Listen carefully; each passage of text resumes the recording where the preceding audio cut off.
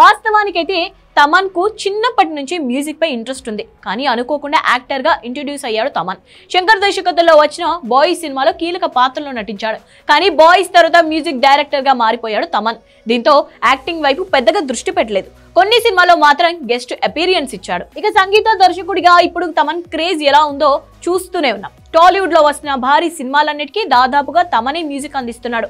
రాజోసాబ్, OG, game changer, NBK 109 వంటి సినిమాలతో బిజీగా ఉన్నాడు. కానీ ఇప్పుడు మరోసారి తమన్ యాక్టింగ్ చేయడానికి ఓకే చెప్పినట్టుగా తెలుస్తోంది.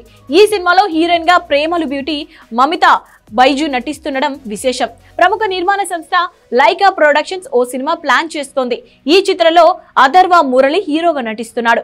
అథర్వకు జోడీగా మమితా బైజుని హీరోయిన్ గా ఫైనల్ చేసినట్టుగా తెలుస్తోంది. దీంతో అమ్మడు సూపర్ ఛాన్స్ కొట్టేసినట్టుగా చెప్తున్నారు.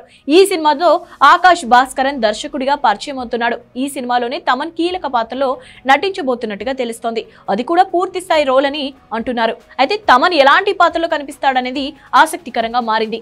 ఈ సినిమాను తమిళ్తో పాటు తెలుగులో కూడా రిలీజ్ చేయడానికి ప్లాన్ చేస్తున్నారట. అయితే తమన్ నిజంగానే నటిస్తున్నాడా లేదా అనే విషయాల్లో క్లారిటీ రావాల్సింది.